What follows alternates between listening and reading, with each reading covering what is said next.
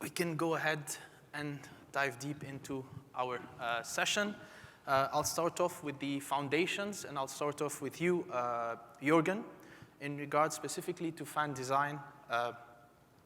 So fans are central to the HVAC energy performance. In your view, which has greater, I would say, impact, selecting the most efficient fan in a system or optimizing its installation? So whether it's in the placement, whether it's the duct or the air handling units, for instance.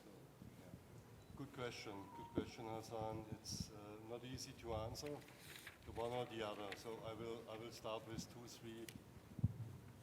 Did you hear me? I can hear you, but... Sorry, it was not on. So it's a good question, not easy to answer. I guess there are 3, 4, 5 topics I want to highlight or to address a little bit. Especially when you talk about fan efficiency, it's definitely clear that the fan efficiency point and a fan with a higher efficiency will get better results in a, I will take as an example, a handling unit.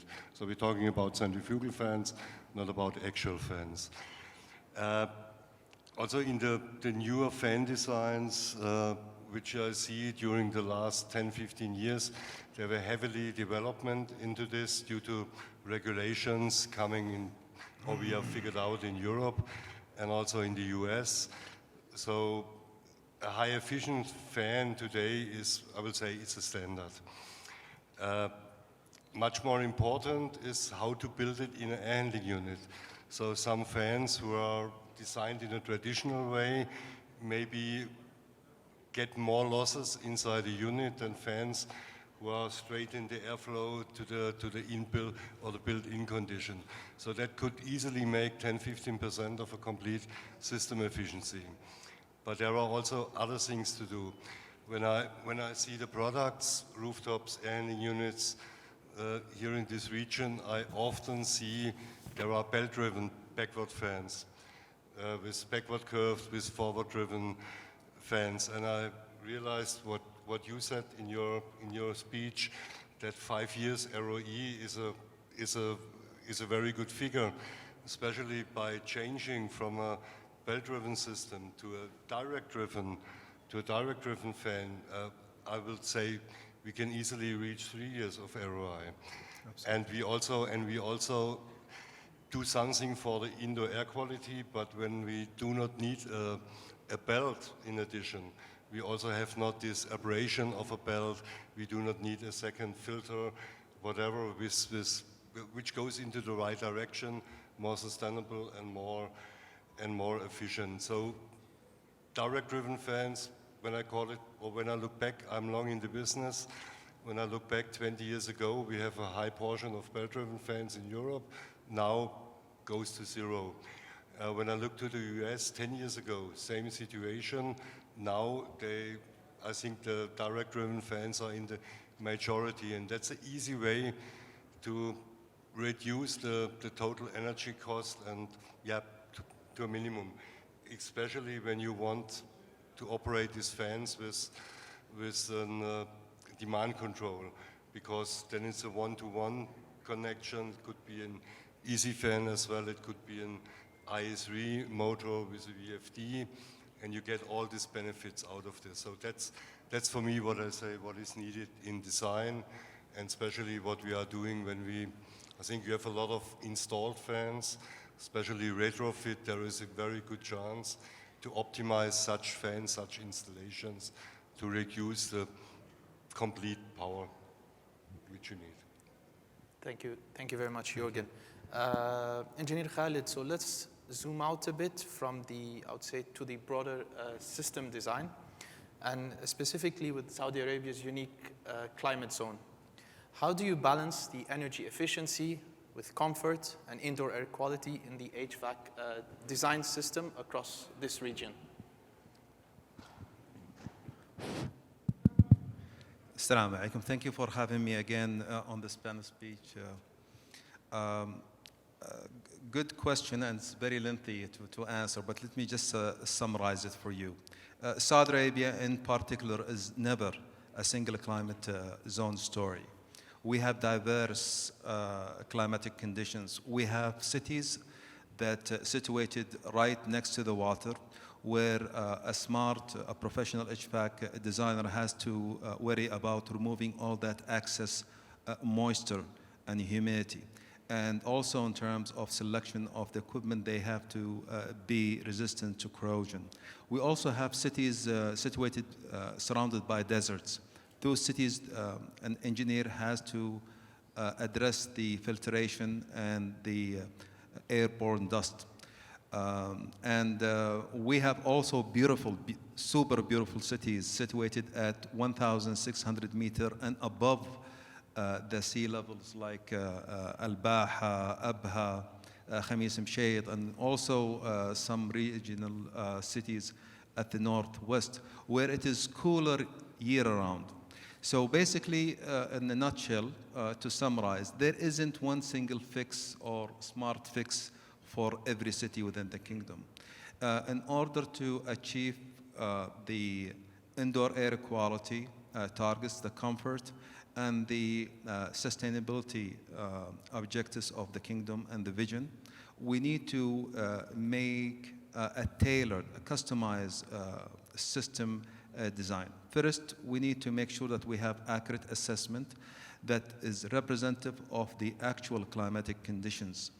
This is number one. Number two, we have to incorporate technologies, AIs, and smart automation within the building to make sure that we take the energy efficiency of the system to the next level. Number three, we need to pay special attention to ventilation. Ventilation is super important, especially here in Saudi Arabia. If I try to bring numbers again to the equations, if you start too small toilet exhaust, you need almost a ton of coolant just to balance the system. I'm saying at the peak summertime, particularly in Dhahran. So basically, roughly about 100 CFM will be equal to 1 ton of cooling, just to balance the system. So ventilation, when you talk about ventilation, you're talking about a number that's much bigger than this. So we need to carefully look at it. We still need to maintain the building code requirements when it comes to ventilation, yet we have a stake in terms of controlling the people part of ventilation. And this is particularly true for commercial buildings like malls and high-rise buildings. Then we need to make sure that the equipment are installed and commissioned the proper way. And luckily, we have standards, guidelines that provide the know-how how to do it. Finally, we need to have a system that is operated and maintained by a professional team. They need to have the training, and they need to embrace whatever they are doing to achieve the energy reduction and the sustainability measures that we all strive to achieve. Perfect. Thank you very much. So we've spoken up until now about the importance of design towards the performance. I would like to bring up the point on public understanding. So Hassan, I'm turning to you. How do you approach educating the public about indoor air quality and available IAQ solutions? And if you would like to touch upon what concerns do they typically have, and how can we tell if they're making informed choices, for instance? Thanks, Hassan. Thanks for the invitation from your event, and pleased to be here. The public, I think, after COVID became more and more aware about indoor air quality. Before that, we had standards. So if you talk to the layman, general public, when it comes to indoor air quality, in a typical office, for example, they would care about smells, they would care about stuffiness, humidity levels, if there's mold, so anything that affects their senses, and they can sense it basically, they will complain about it. However, we might have some long-term effects from PM 2.5, PM 10, these small particles that go into lungs that are not sensed directly. These public probably will not be aware of and won't be even complaining about. So with COVID, more and more emphasis is happening on IAQ from the governmental entities. I mean, we had for a long time, for example, in the GCC in general, most of the standards used are, for example, ASHRAE standard 62.1 for commercial buildings, 62.2 for residential buildings. So from a governmental point of view or from a municipality's point of view, a regulator's point of view, these standards are there. The issue that we find is more on the operational side where, for example, we've seen the amount of cooling required, and thanks Khaled, that was a very good presentation. I've enjoyed also seeing that 11 degrees C supply temperature that is required in a humid climate. You need to remove that humidity, which means a lot of energy that needs to be consumed. A lot of facility management companies will turn off the fresh air handling units, or what we call them dedicated outdoor air systems, just to save energy, and sometimes just to reduce the compressor time if they're running on, let's say, DX, so they don't need to change that compressor. So from the public awareness, I think the main focus should be on operational strategies, making sure that we are providing the right amount of outdoor air, we are providing the right amount of cooling required, dehumidify. If you go to the different cities within the GCC that are coastal cities, you'll always find in some buildings mold issues, mainly because this misconception. And I'm glad that Khaled showed this 11 degrees C off-coil temperature, because this is what you need to get to remove the humidity. If I'm a non-experienced FM, I see 11 degrees C, and then I say, why would I need to cool it down to 11? Let's put it to 22, 23 degrees C. That's the internal thermostat. Then you have a huge amount of humidity. Now, luckily in Riyadh, this is not an issue because we don't have a lot of humidity. So humidity control is very important, operational side of things. Nowadays, if you look, for example, on the latest standards from ASHRAE, we have the standard 241 that looks into infectious aerosols. So that's a standard that was put together within 6 months at the ask of the White House at the time. And it's not even an ANSI standard yet. But that's a standard that is available, and I would recommend everyone to have a look at it to check if their building is kind of ready for a case of pandemic or endemic. So you can have a flu endemic, for example. You could check the ventilation that you have plus the filtration and see what is the actual amount of air, clean air that is being delivered, and if you're complying with the standard or not, to be ready for this kind of mode. And you can change the modes between typical ventilation and, let's say, pandemic or endemic mode. The other issue that we face in here is the dust. So PM 2.5, PM 10, PM 1. So bringing in more outdoor air in some cases might not be very beneficial.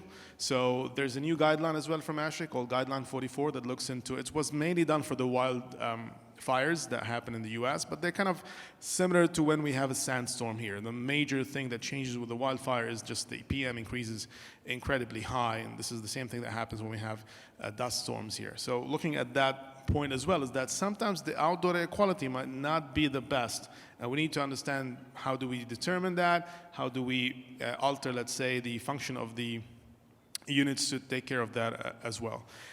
We see a lot of, let's say, new green building rating systems like WELL, LEED, focusing more and more on indoor air quality. But like I said, there are a lot of misconceptions. And also I liked what Khaled mentioned, that CO2 is a proxy for people. It's not really the problem. Like we don't measure CO2 because we want CO2 to be below a certain level. Although that, there are a lot of studies happening on that to see if it is actually affecting our, basically our ability to function properly or not. But till now, position document from, let's say, ASHRAE and many other societies put the CO2 as just a proxy for measuring it to understand how many people you have so you can provide the right ventilation. Thank you very much, Hassan, for this detailed response. I would like to bring in Andrej. So you've mentioned about, so of course you've worked on newer but also retrofits previously. So could you let us know, or where I would say the different stakeholders, so whether it's engineers, operators, contractors, how can they improve their approach basically to achieve better ventilation? Yes, well, first of all, ladies and gentlemen, assalamu alaikum. It's my big pleasure and honor to be here and to share insights from our company ebm-papst, how to make Saudi Arabia more sustainable in the future. So, first of all, maybe I would like to clarify what do we understand under retrofit. So, as a fan manufacturer, under retrofit, we understand replacement of an existing fan, as Jürgen mentioned. So, usually this, if you take an example, HU, air handling unit, this is a belt-driven AC motor, right? And this HU running for a couple of years, etc., everything is good, and then we come and say, guys, we can help you to significantly reduce energy consumption, and we replace this fan motor, so AC belt-driven fan, by energy-efficient EC fans, right? Before I go further, I would like to ask you one question. What do you think, if we take just a normal example, air handling unit, retrofit from AC to EC energy-efficient fan, what is the potential energy saving you can achieve just by replacing the fan motor, roughly? Any ideas? 5, 10, 15%. What do you guess? Sorry, once again?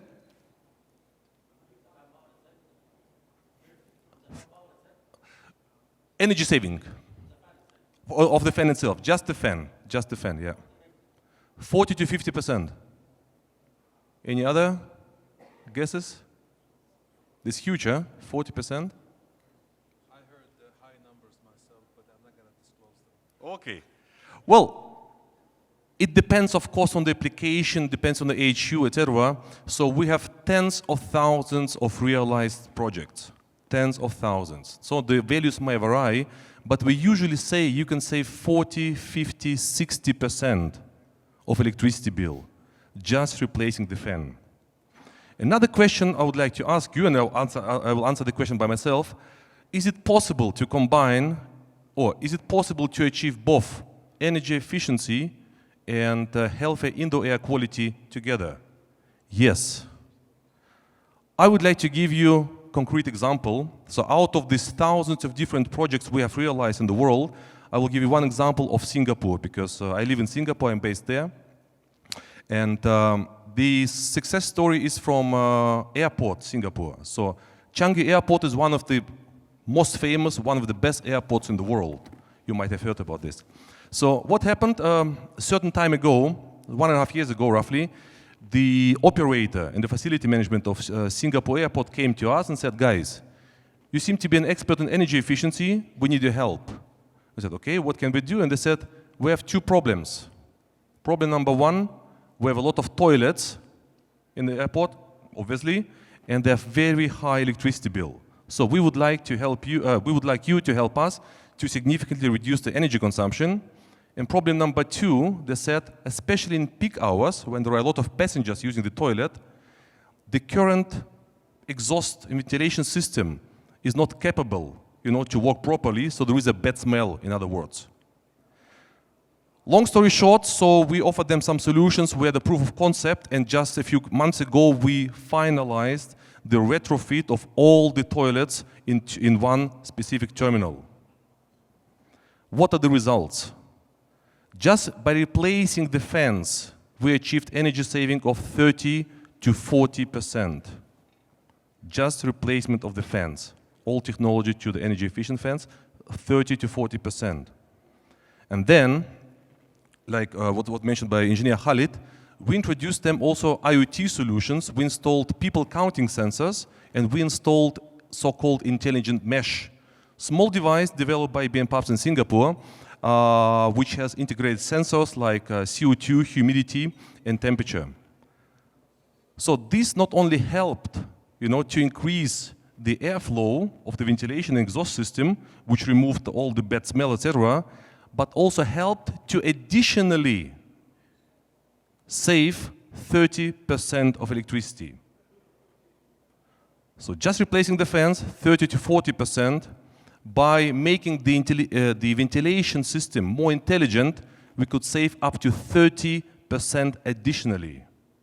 So the total saving was in the range of 60 to 70% by automatically improving the indoor air quality. This is not theory, this is not simulation, this is a real result. And the consequence of this, obviously the Singapore airport guys were very, very happy, and they just awarded us the second terminal to be retrofitted completely as well. Thank you, Khaled. Thank you. So, coming back to your question, so there is a huge potential. Of course, as you mentioned as well, Engineer Khaled, not every building can be retrofitted. Not in every building can be, we can achieve high energy savings, but in most.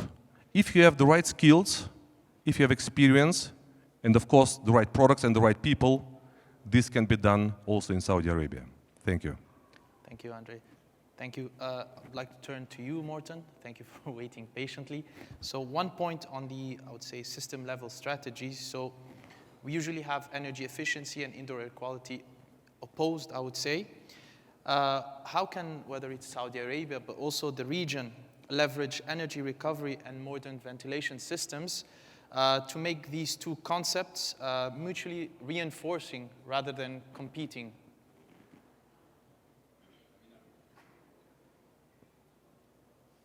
Sorry. Yeah. Adding to Andrej here, who partly already answered my question, energy efficiency and indoor air quality are not contradicting. In fact, they are part of the same medal in the end.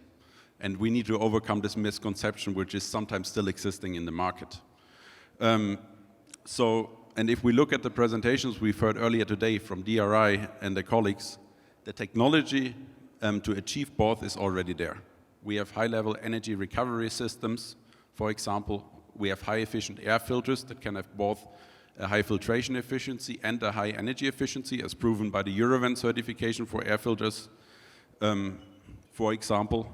And for energy recovery, it's quite simple.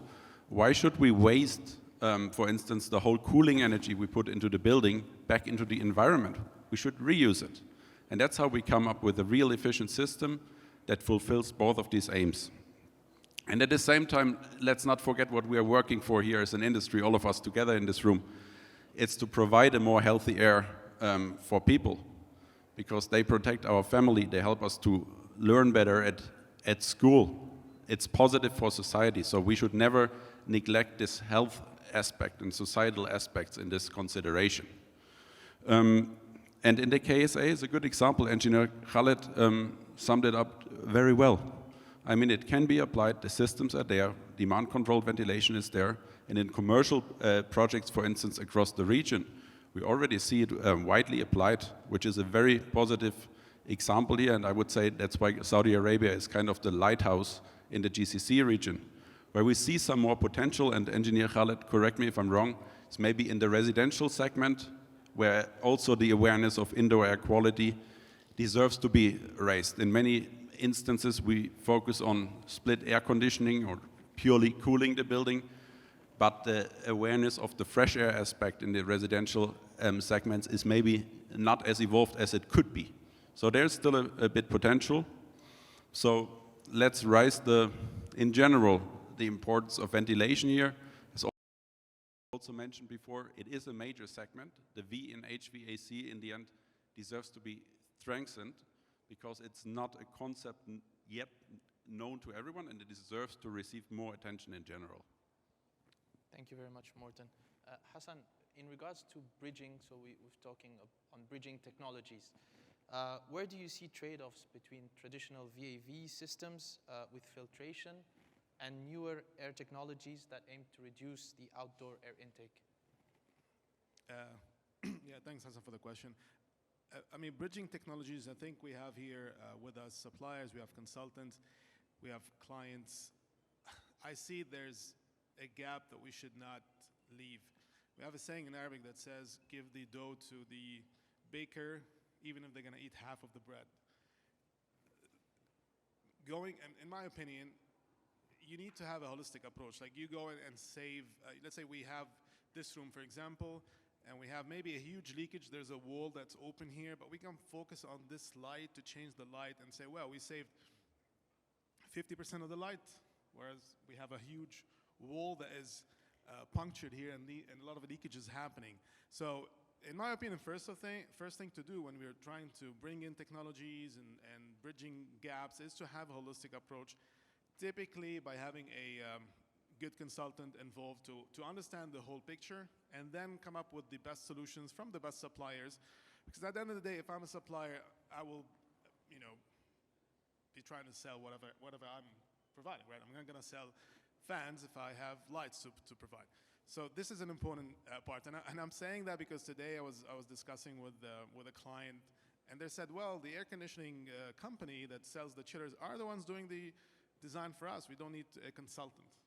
So that mindset needs to change. You need to have the right experts at the right place. You have the suppliers, they have their role, you have the consultants, you have the contractors, so on and so forth.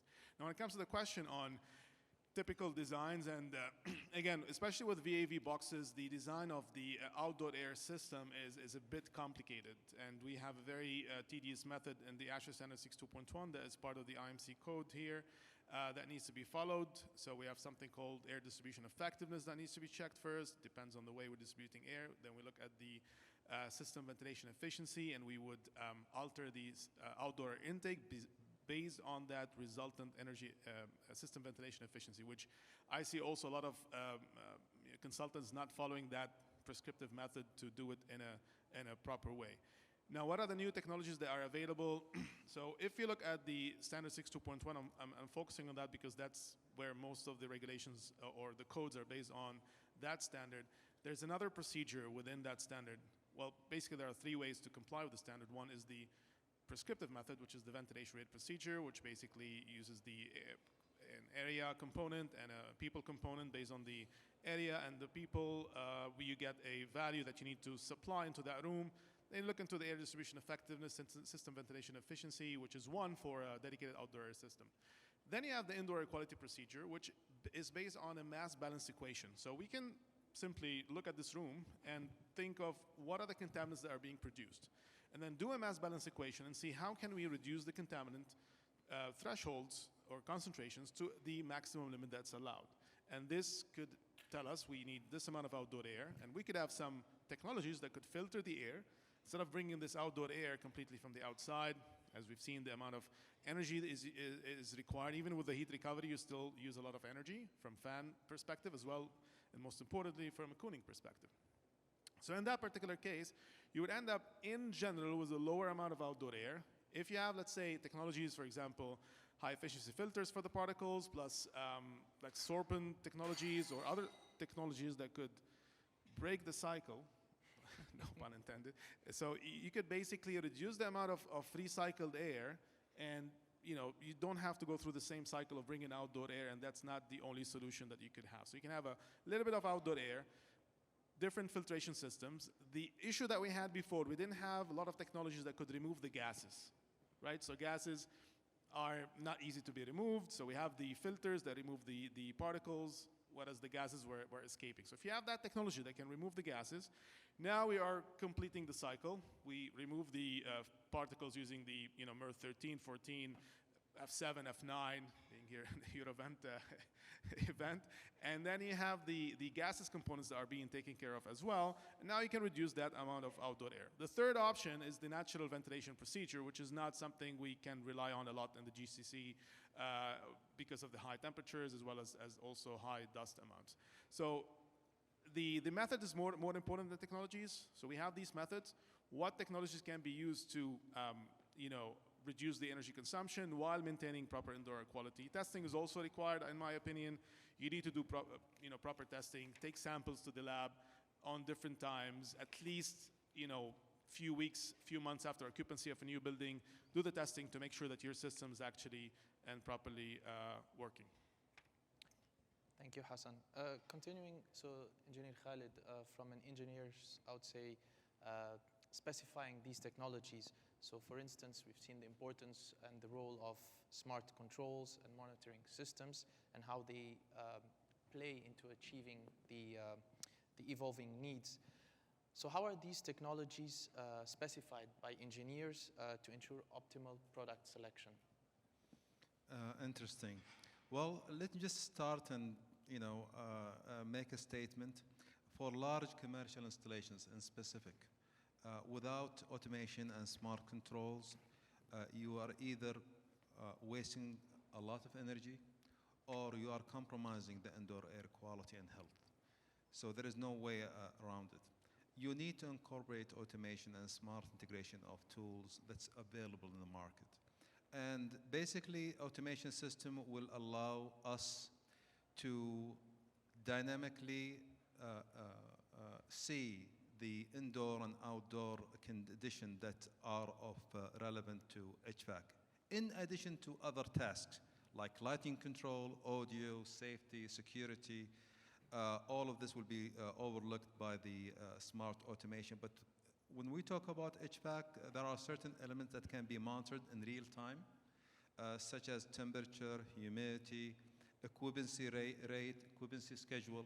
And if you also go to the next level where you integrate artificial intelligence, the system will actually do prediction of what needs to be done at any given stage. For example, if you incorporate the CO2 sensors, and at the time is 4 a.m. in the morning for high-rise commercial buildings, it's usually not occupied by anyone, except maybe like 5%. Let's assume it's zero. Nobody is occupied at that time. And the outdoor temperature is favorable, better than the return air temperature that's going back to the HVAC system. So the CO2 sensor would tell the system to reduce the outdoor air intake because there isn't enough people. And the ppm, as per OSHA, is already being maintained of 800 or below. So what would you do? What would be the best strategy?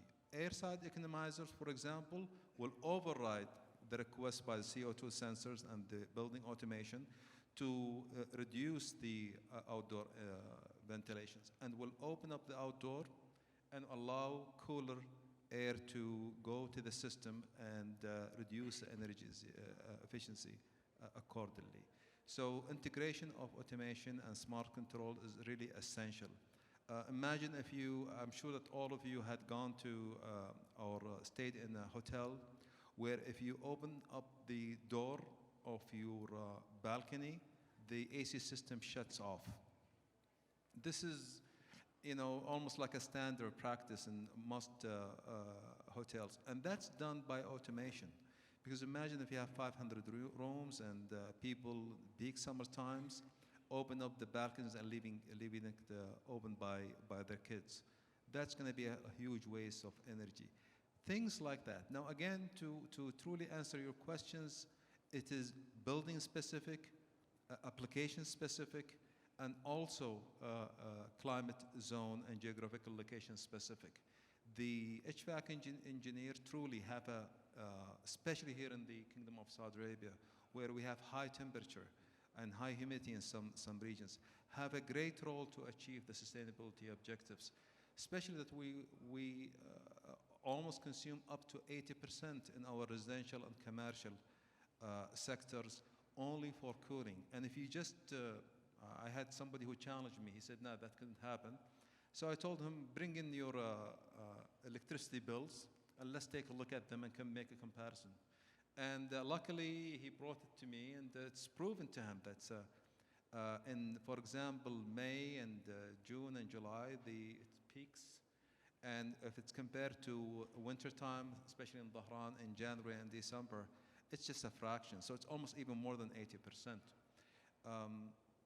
In order to achieve the sustainability, the indoor air quality, and the human comfort that will satisfy not only the end users, but also the owner of the facilities, and reduce the pressure on the grid, we need to move into the directions of smart controls and AIs in specific. Thank you very much, Engineer Khaled. And closing the loop on technologies, maybe Andrej with you. What innovative approaches have you seen in the, let's say, in the newer construction that stands out?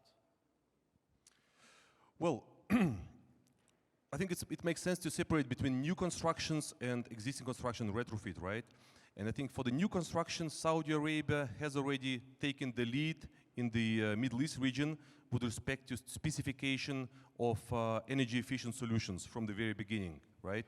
So that means from new construction, we see more and more demand in energy efficient fan technology, which is great because that means from the very first day, you start saving energy. And the trend is definitely there. We see it, and we see more and more demand, which is really great. It will definitely help to make Saudi Arabia more sustainable in the future.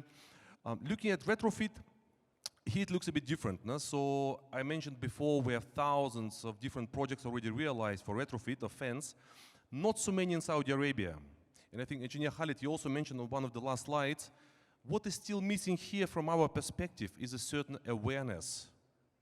Awareness, right? So if we just focus a bit more on this, we can definitely achieve great results.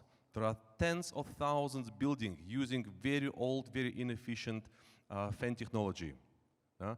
We need to start, otherwise it will be really difficult to achieve the mid-term or long-term sustainability goals of Vision 2030.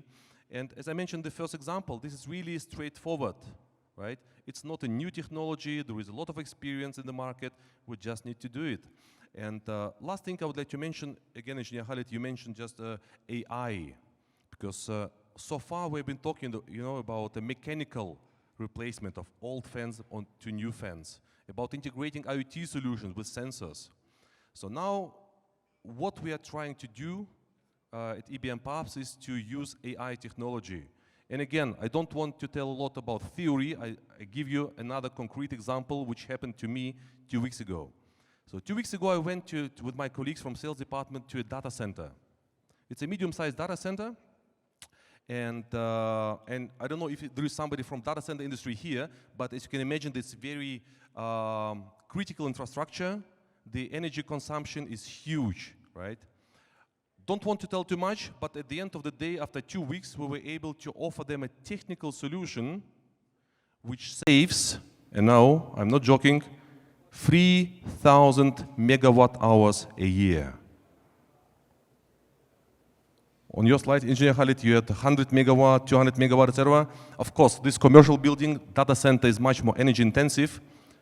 So energy efficiency or optimization, retrofit, can result in huge amount of energy which can be saved.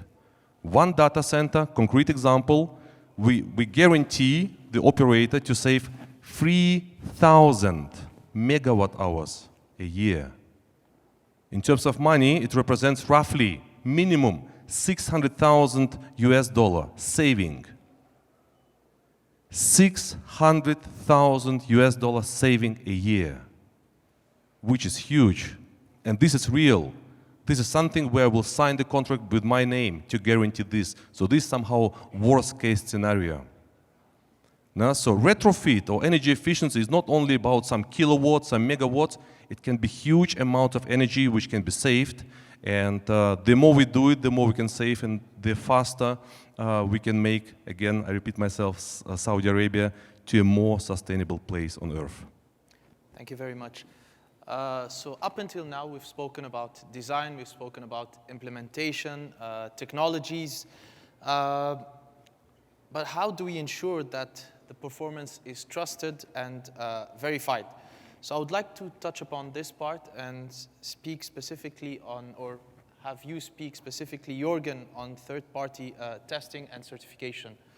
For instance, how do programs like AMCA and Eurovent help build trust in performance ratings and support better decision-making? So when you asked or you mentioned, especially the certification, we have certification for fans, we have certification for complete air handling unit, chiller, or complete system. I can rather, as a component manufacturer for the fans, I can give some samples for fans at least. But I think that's the same in the ventilation unit, in the building unit, which is built in. What I feel important is you can have to define a performance you can trust. Especially for fans, we have rules, we have international standards, how to measure a fan. Alone by these standards, the difference could be up to 7, 8, 10% points. We have rules in some different areas.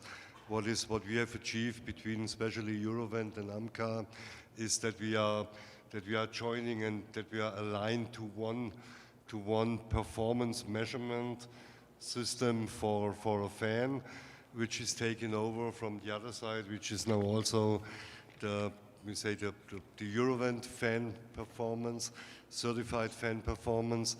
And the benefit of this, it's in the same product, and if you use such a certified fan in your air handling unit, you can trust the data which you get out of this unit. And you don't have to compare with, that's the next thing.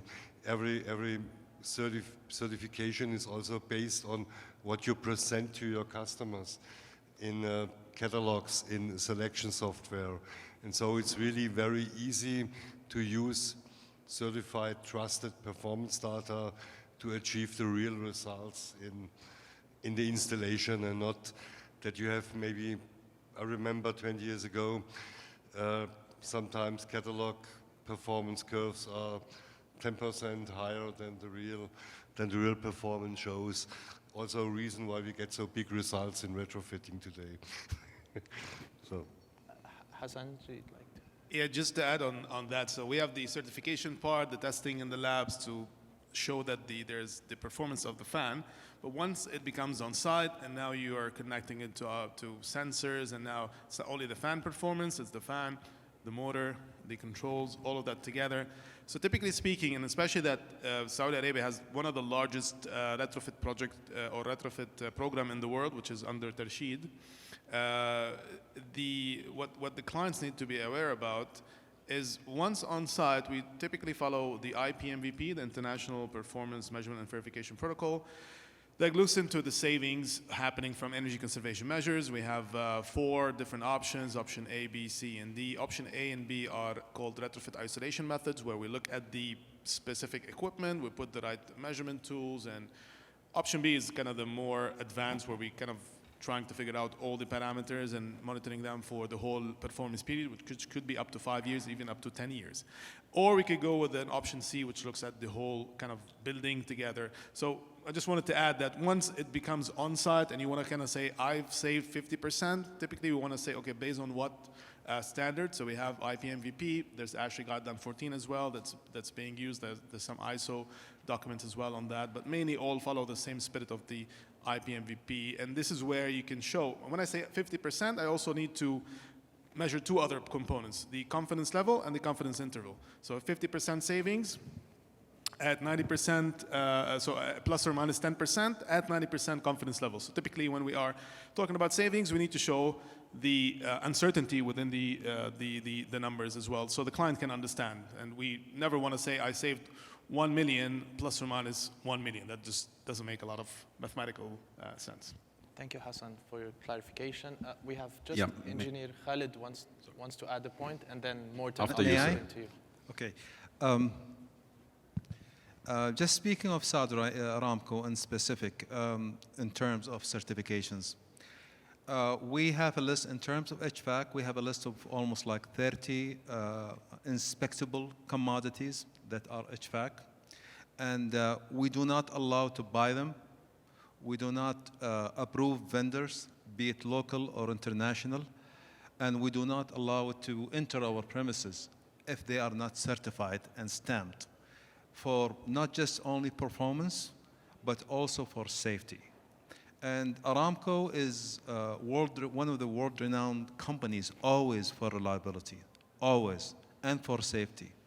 And when we talk about certifications, it's really an assurance, and the best assurance that you could have out there, that the system will perform as intended, it will be reliable, and it will be safe. For example, one of the components that is related to safety, which is a requirement by the National Fire Association Protection Organization, it's the fire and smoke dampers. You have to have the UL certifications. Without the UL certification, these dampers will not function as intended. And I don't want to go about real stories and incidents where we found that some of these dampers were not certified and did not function when we need them to function as intended.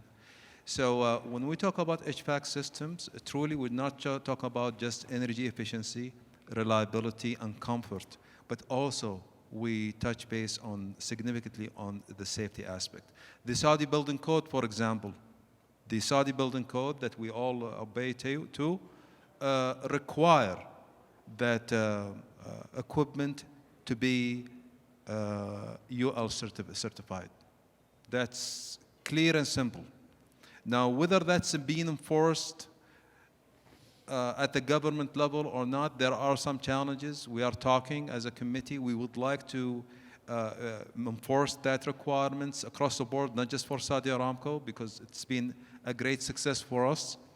But it would take time. I believe that we need to be enablers to local content and manufacturing to achieve the certification at one point, but it is required by the Saudi Building Code to have these refrigerant equipment certified with UL in specific. Thank you, Engineer Khaled. You're really leading by example here at Aramco. It's really exemplary. Looking at the certification world again, so we have the two streams, safety certification, essential as mentioned, and then we have performance certification, which Jürgen introduced. But why is it called performance certification? Because it also should be used not only to achieve a base compliance level and that the data is correct, but also to aim for a higher performance level and energy efficiency, for example, because you can have a certification, AMCA, Eurovent, renowned certifications. When you have it, it means your data is correct. That doesn't mean that your product is performing high. For that, you need to look a little bit deeper. Eurovent, for instance, offers an energy label. So you can say, okay, I'm specifying level A or A+ for an air handling unit. That's how I then pick the highest performing units that are certified. In AMCA, we have a system called FEI. With FEI, if you specify, you can then purposely aim for higher performing fans of an FEI level 1.2 or higher. So that's how we need to approach it, thinking a bit, raising the awareness here on what certification is, and then utilizing it as a tool not only for compliance, but also performance. Perfect. Thank you very much, Morten. And actually, final question to you. So we've touched upon certification. Now concluding as well on collaboration. So as Systemair, so how does your role in global associations, so we've already mentioned whether it's AMCA, Eurovent, or others, so how does Systemair help in shaping or the ventilation standards in this, whether it's in this market in Saudi, but also in the GCC in general? Yeah, as I've tried to show this morning already, so as Systemair, we are generally deeply engaged in associations and third-party certification bodies. We believe in it, we see it as part of our DNA.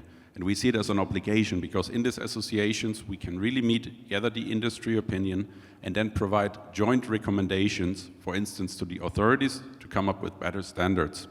I myself had the honor to be deeply involved in this region for a very long time already, together with my colleague Markus Lattner back then, when we set up Eurovent Middle East. And I think just today it shows that it's a success and how we can collaborate to really move the industry forward. So why are we so deeply involved? And me personally, I'm very passionate about this subject, is because, first of all, ventilation should be lifted. We focus in many markets solely about air conditioning, cooling, okay, it's very known, but the ventilation component really deserves to be strengthened because it's essential for us and it provides the right foundation for our society, for our families, children. And then I'm so engaged because I think we can really raise the performance levels continuously. The minimum levels deserve to be increased because the technology to do so is already there. And once you push the industry, we as an industry can invest and adopt. And now think about what happens. What creates more jobs? If you have no regulation and then just put a screw in a unit, let's say, or put together the same old belt-driven fan decades after decades, or if you really push hard and then force the industry to reinvent itself, to push the bars higher, that creates sustainable manufacturing jobs and not only assembly jobs.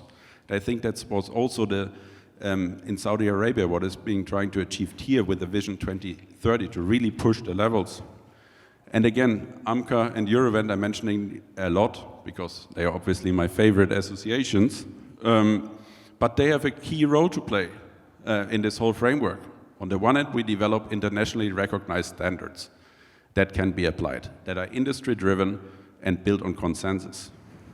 Then we have harmonization, so we provide harmonized standards, because one thing that hinders innovation is if you have too much local differentiation, because then you don't necessarily develop a product simply for one small market, but you want to develop a product for a whole region, for example, here the GCC.